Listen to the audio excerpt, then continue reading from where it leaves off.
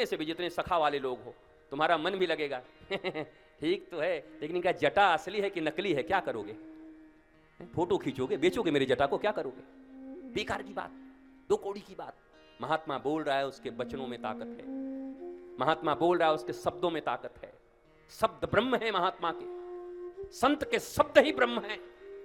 उन शब्द ब्रह्म से तुम्हारे भीतर में जितनी भी जीवन की अज्ञानता है, उस अज्ञानता को मथ कर निकाल लेने की क्षमता गुरु के शब्द में है। उनके शब्द से प्रेम रखो। और मैं तुमसे एक निवेदन और करता हूं, कथा सुनने जरूर आओ और जम के कथा सुनो, पर इतना जरूर कहता हूं, कथा तो मेरे मुख से सुनना, पर प्यार करना हो तो बंसी वाले कन्हैया से प्रेम करना, मेरी तरफ देखने की जरूरत। मैं कृष्ण से प्रेम कराने आया हूं।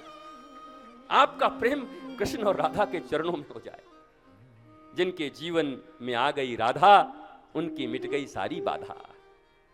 जिनके जीवन में आ गए कृष्ण, उनके जीवन के समाप्त हो गए सारे प्रश्न।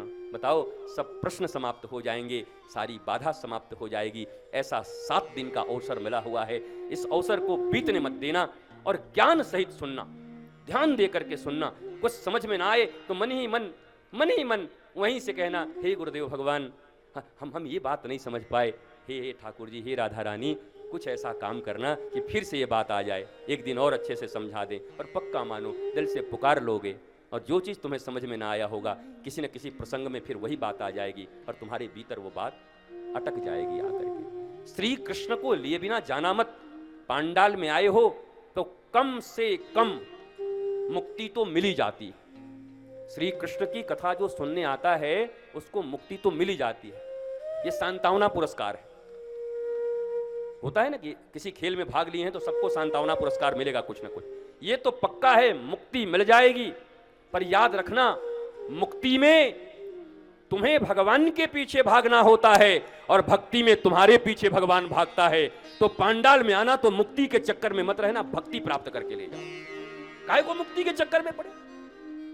वो भी कितने लोग मरने के बाद, महाराज जी मरने के बाद मेरी मुक्ति हो जाएगी। अरे मरने के बाद तो ऐसे ही मुक्त हो जाओगे, एक पल का खबर नहीं है अगले पल क्या होगा, और तुम इतने दुखी हो।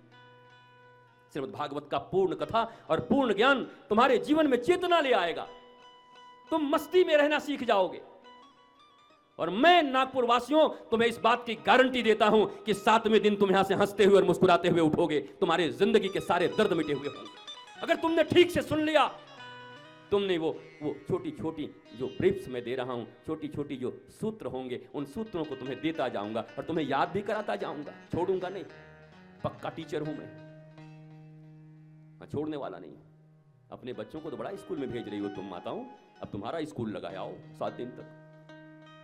हाँ, मम्मी बन गई हैं सब। बच्चा स्कूल नहीं जाता गुरुजी, पढ़ने में इसका मन नहीं लगता।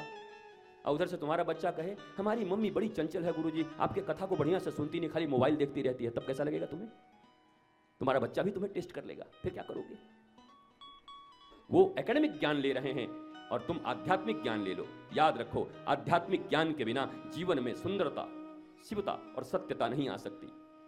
5 मिनट के लिए खुश हो सकते हो, मैसेज आया कि तुम्हारी लॉटरी निकल गई 1 करोड़, घर में हिप हिप हुर्रे हो गया। थोड़ी देर में मैसेज आएगा, सॉरी अंतिम नंबर गलत था, आपका नहीं निकला। हाय करके बैठ गए सोफा पर, मर गए सबके सब परिवार वाले।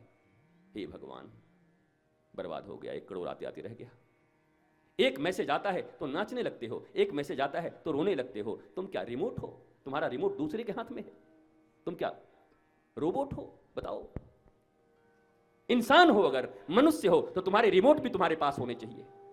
तुम चाहो तो हंसो, तुम चाहो तो रो, तुम चाहो तो नाचो, तुम चाहो तो गाओ, तुम चाहो तो बुलाओ, तुम चाहो तो भगाओ। पर तुम तो खुद ही रोबोट हो गए हो। तुम क्यों दुखी हो? पत्नी बात नहीं सुनती। मत सुनने दो ना। कोई पत्नी तुम्हारी नौकरानी हो गया, यह तुम्हारी बात सुनने के लिए आई है? क्यों दुखी हो? बेटे हमारे मन से नहीं चल रहे हैं। मत सुनने दो ना, तुम्हारे मन से चलने के लिए आए हैं।